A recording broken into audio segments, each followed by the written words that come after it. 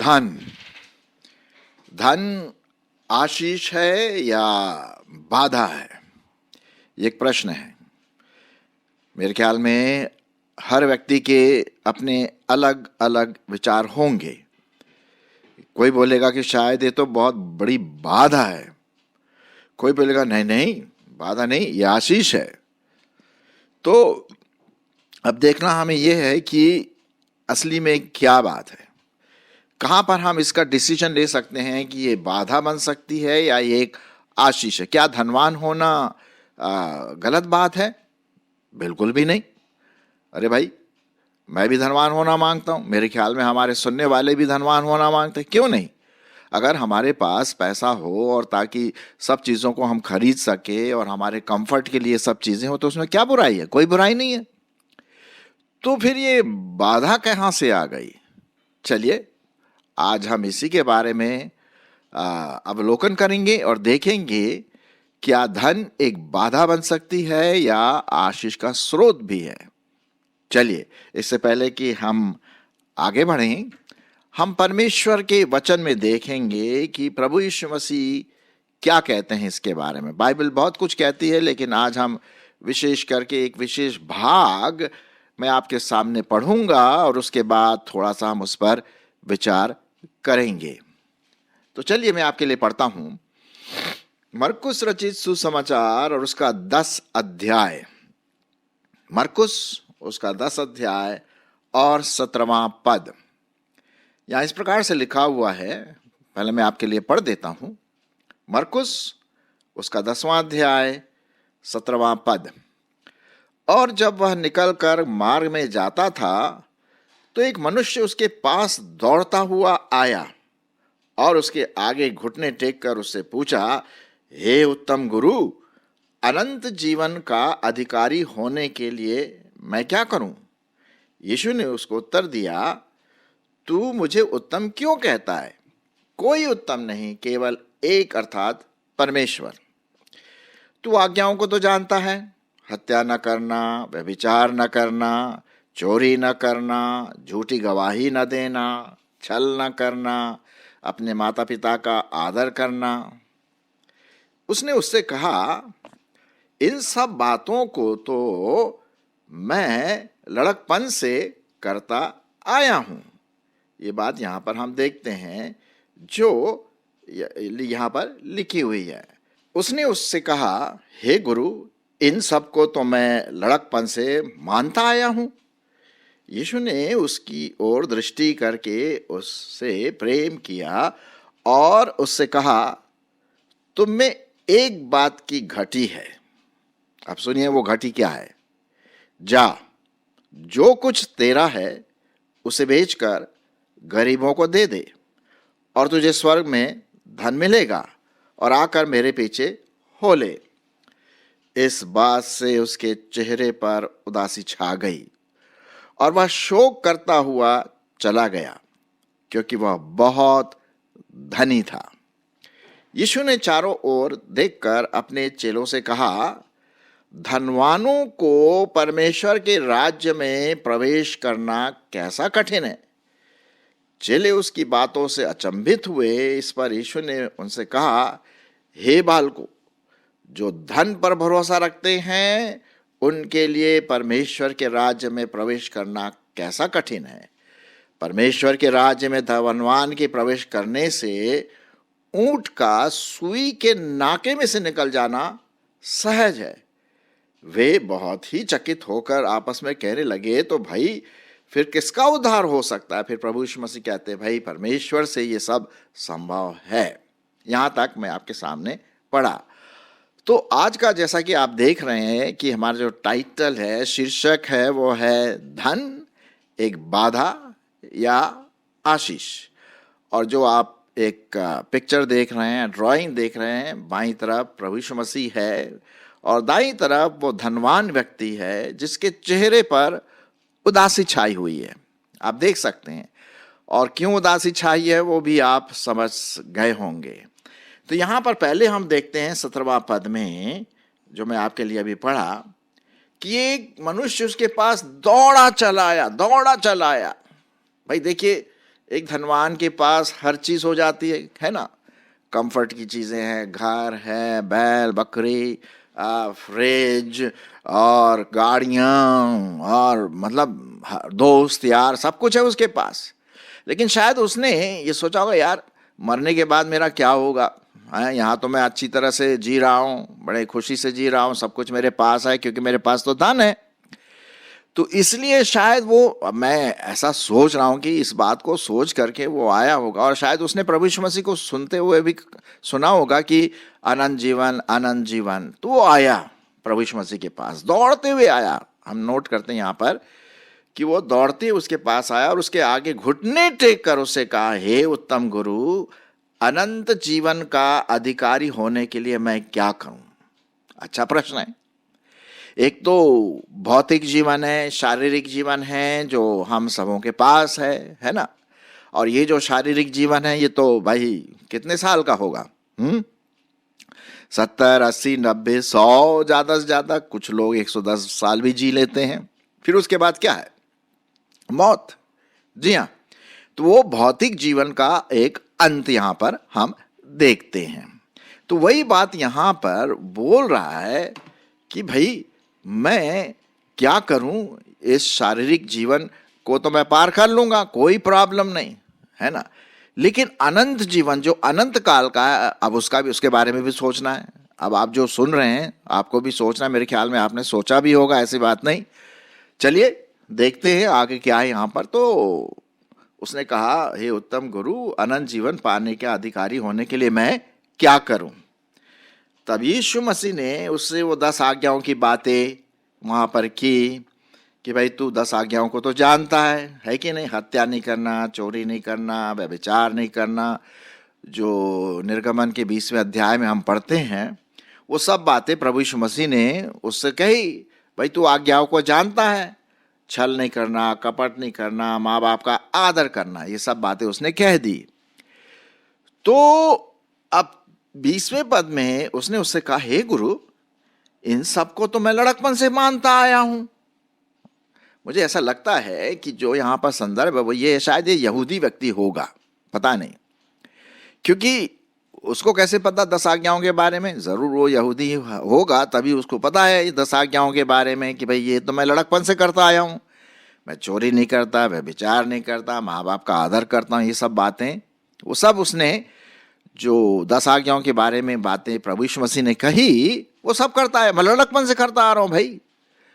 तब यीशु मसीह कहते हैं, भाई ठीक है, लेकिन एक बात की कमी है। एक बात की क्या है? कमी है। तो यहां पर लिखा हुआ है 21 पद, यीशु ने उस पर दृष्टि करके उससे प्रेम किया। प्रेम किया का मतलब बड़े कंपैशन के साथ, बड़े प्रेम के साथ, एक ऐसा व्यक्ति जो खोया हुआ है और वो अनंत जीवन में आना मांगता है, लेकिन उसमें एक कमी है, क्या वो इस कमी को पूरा करेगा? तो उसने कहा, प्रभु यीशु मसीह ने कहा, एक बात की भाई घटी है तुझ में। सुनिए क्या घटी है? जो कुछ तेरा है उसे बेचकर गरीबों को दे दे और तुझे स्वर्ग में धन मिलेगा, और आकर मेरे पीछे हो ले। अब ये बात जब उसने सुना, ओह, जो कुछ तेरा है, जितना भी पैसा, चांदी, सोना, घर बार, ये सब बेच करके किसको बांट दे? गरीबों को बांट दे। अरे साहब, आज अगर हम किसी से ये बात बोलेंगे तो सोचेंगे कि हमारा दिमाग खराब है। कौन करेगा भाई ऐसी बात? भाई अगर मैं अपनी बात ही ले लेता हूँ, अगर कोई मेरे से कहे भैया जो कुछ भी तेरा सामान है घर बार बेच करके बस पूरा एक लंगोटी उठा और चल फिर और प्रभु की अगुवाई में चल, मुश्किल तो होगा, बिल्कुल होगा, शायद आपके साथ भी हो। अब यहां पर ये जो व्यक्ति था, इसके पास धन तो बहुत था, भौतिक जीवन बड़े आराम से गुजार रहा था ये, ठीक है ना, और इसमें कोई बुराई नहीं है, कोई बुराई नहीं है। अब प्रॉब्लम कहां पर आ गई जी? प्रॉब्लम यहां पर ये आ गई कि जो कुछ तेरा उसे बेचकर गरीबों को दे दे, और फिर क्या लिखा? स्वर्ग में तुझे धन मिलेगा और आ करके मेरे पीछे हो ले। ना सिर्फ गरीबों को धन देना है, लेकिन मेरे पीछे आना है। ये भी बात है। अब वो तो सोचा होगा यार ये तो बड़ा मुश्किल है। 22वें पद में लिखा है, इस बात से उसके चेहरे पर क्या छा गई? उदासी छा गई, और वह शोक करता हुआ चला गया, क्योंकि वो बहुत धनी था। यहां पर हम देखते हैं उसका धन, इस धनी आदमी का धन अनंत जीवन के लिए एक बाधा बन गया। आशीष नहीं, यहां पर बाधा बन गया, रोड़ा बन गया। और वो बोला ये तो मेरे से नहीं हो सकता भाई, ना ना ना ना। ठीक है, मैंने सब आज्ञाओं को माना है, सब कुछ है, लेकिन आप बोले कि भाई ये सब कुछ बेच बाच कर गरीबों को दूं और तेरे पीछे हो लो, ना ना ना। और वो उदास हो गया, लिखा हुआ है उदास हो गया वो, मैं ये नहीं कर सकता। और इसीलिए प्रभु यीशु मसीह ने क्या कहा? तुझमें एक घटी है, एक कमी है।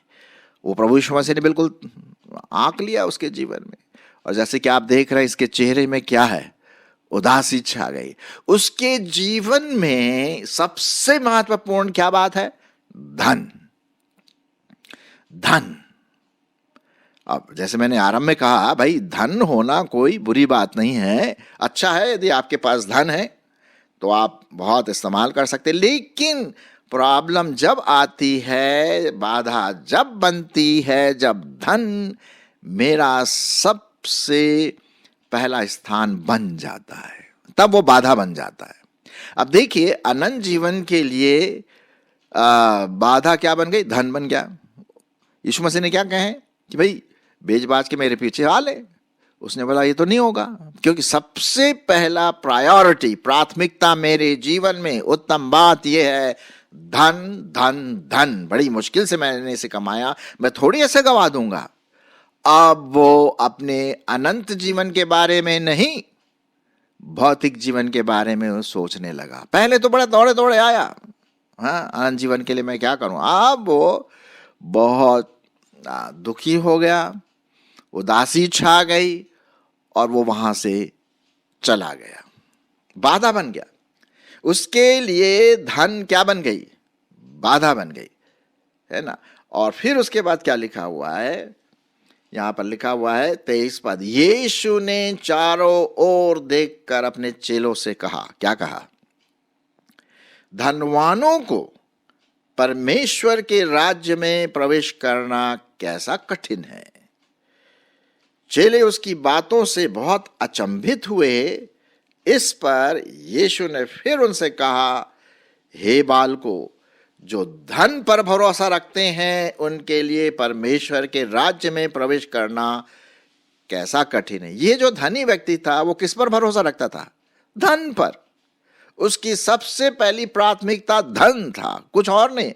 दौड़ा हुआ तो आया था अनंत जीवन के लिए। जब प्रभु यीशु मसीह ने बात कही कि भाई इस तरह से तुझे अनंत जीवन मिल सकता है, तो बोला अरे ये तो धन के ऊपर आ रहा, ना ना ना ना भैया, मैं नहीं इसमें सहमत होता, और वो चला गया। तो प्रभु यीशु मसीह कहते हैं जो धन पर भरोसा रखते हैं उनके लिए परमेश्वर के राज में प्रवेश करना कैसा कठिन है। फिर उन्होंने एक बात कही जो बहुत इंटरेस्टिंग है कि परमेश्वर के राज्य में धनवान के प्रवेश करने से ऊंट का सुई के नाके में से निकल जाना सहज है। अब इस पर सोचिए आप। आपने जरूर अपने जीवन में ऊंट देखा होगा, कैमल। बड़ा भारी जानवर होता है, ऊंची ऊंची गर्दनें होती हैं, लंबा चौड़ा होता है। और सुई भी तो देखी होगी, पक्की बात। सुई का जो छेद होता है जिसमें हम धागा डालते, कितना छोटा होता है। अरे साहब, कभी कभी तो हमें भी नहीं दिखाई देता। प्रभु यीशु मसीह ये बात कहते हैं भाई एक तुलनात्मक रूप में कि ऊंट का इस सुई के छेद में से, नाके में से निकलना बड़ा आसान है, इसके बजाय धनवान प्रभु यीशु मसीह के पास आए। कहने का मतलब यह है कि एक धनवान को अनंत जीवन पाने के लिए, प्रभु यीशु मसीह के पीछे चलने के लिए बहुत असंभव वाली बात है। यही है, ऊंट एक बार निकल भी जाएगा सुई के छेद से, नाके से, जो कि असंभव है, नहीं होगा, कभी नहीं होगा, लेकिन फिर भी अगर ऐसा हुआ वो हो सकता है। लेकिन एक धनवान का प्रभु यीशु मसीह के पास आना बहुत कठिन है, क्योंकि असंभव है, क्योंकि वो उसके लिए बाधा बन जाता है, क्योंकि उसके जीवन में सबसे पहला प्रथम स्थान क्या है? धन। मजे की बात यह है मेरे प्रियो, जब भी किसी की डेथ होती है, मौत होती है, आपने देखा होगा अपने साथ क्या ले जाता है? अपने साथ वो नाखून का टुकड़ा भी नहीं ले जाता है, वो बाल का एक छोटा सा टुकड़ा भी नहीं ले जा पाता है। धन तो छोड़िए, पूरा शरीर वो यहीं छोड़ जाता है। तो ऐसे धन का क्या फायदा? अरे साहब, इसीलिए प्रभु यीशु मसीह यहां पर कहते हैं धन पर भरोसा मत रखो। हाँ, प्रभु यीशु मसीह नहीं कह रहे कि भाई तुम्हें धनवान नहीं होना चाहिए। वो अगर मैं जानता हूं ऐसे बहुत अच्छे मसीह विश्वासी हैं जो बहुत धनी है, बहुत धनी है, और उसके साथ साथ वो प्रभु पर विश्वास भी करते हैं, उनको अनंत जीवन भी मिला है, और वो अपने धन से दूसरों की सहायता भी करते हैं। आप भी जानते होंगे ऐसे कई लोग, है ना।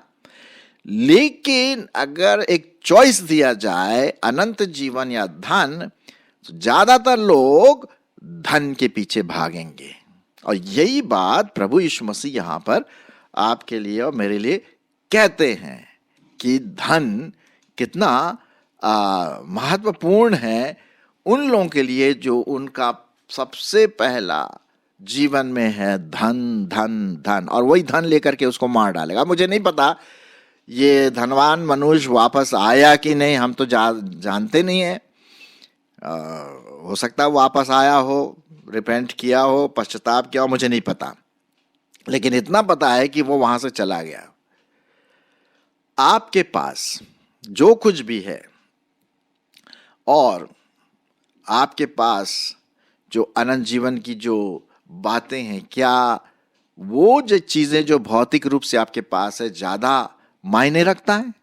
मेरी ऐसी आशा है कि ऐसा नहीं होगा। आपके लिए सबसे पहला प्रथम स्थान परमेश्वर का वचन, प्रभु यीशु मसीह का बलिदान, प्रभु यीशु मसीह का जी उठना, उद्धार, ये सबसे पहले। क्योंकि भैया कुछ समय के बाद तो हमें निकलना ही है ना, यहां से निकलना है, मुझे भी जाना है, आपको भी निकलना है, हम सबों को निकलना है इस दुनिया से, है? तो उसकी तो तैयारी करनी पड़ेगी नहीं है? तो इसीलिए हम जितना हो, एक जगह पे प्रभु यीशु मसीह ने कहा भाई आप ऐसा करिए, आप अपना धन स्वर्ग में इकट्ठा करिए। अब आप सोचेंगे भाई बैंक ऑफ हेवन तो है नहीं है ना, तो ये कहां से स्वर्ग में कैसे इकट्ठा? इस प्रकार से, जब आप, अगर आपके पास पैसा है तो आप दूसरों की सहायता कर सकते हैं। जो हमारे चर्च में गरीब लोग हैं उनको आप दे सकते हैं। किसी को शायद उतना पैसा नहीं है कि बीमारी का खर्चा हो जाए या खाना मिले अच्छी तरह से, बच्चों की पढ़ाई, तो किसी न किसी रीति से आप अपने धन को प्रभु यीशु मसीह के लिए इस्तेमाल करें। तो उससे क्या होगा? आप अपना धन कहां पर इकट्ठा कर रहे हैं? स्वर्ग में, स्वर्ग में। और यह लिखा हुआ है वहां तुझे सब धन का जो सेंत मेंत है सब मिलेगा। हाँ, ये तो है ना, अनंत जीवन। अरे साहब, अनंत जीवन के सामने लाखों करोड़ों ये डॉलर्स और रुपया और ये सब क्या है? कुछ भी नहीं, सिर्फ कागज के टुकड़े हैं। मेरी ऐसी आशा है मेरे प्रियो कि आप इस चलचल जो धन है, जो इधर से उधर भागता है, वो हमारे मन को खींचता है, जैसे इस धनवान के मन में वो खिंचाव डाला, ना ना ना ना, तो भैया अपना पैसा अपने पास रख, मुझे नहीं चाहिए तेरा अनंत जीवन, निकल गया वो उदास होकर के। तब प्रभु यीशु मसीह कहते हैं एक धनवान के लिए स्वर्ग में प्रवेश करना एक असंभव सी बात है। मेरे प्रियो, क्या आपने अपना जीवन प्रभु यीशु मसीह को दिया और दिया है? तो क्या आप अपना धन प्रभु की महिमा के लिए इस्तेमाल कर रहे हैं? जो हमारे लोग हैं, चर्च के लोग हैं, विश्वासी लोग हैं, क्या आप उन्हें अपने धन से आशीषित कर रहे हैं? जितना आप करेंगे दूसरों के लिए उतना परमेश्वर आपको आशीष देगा।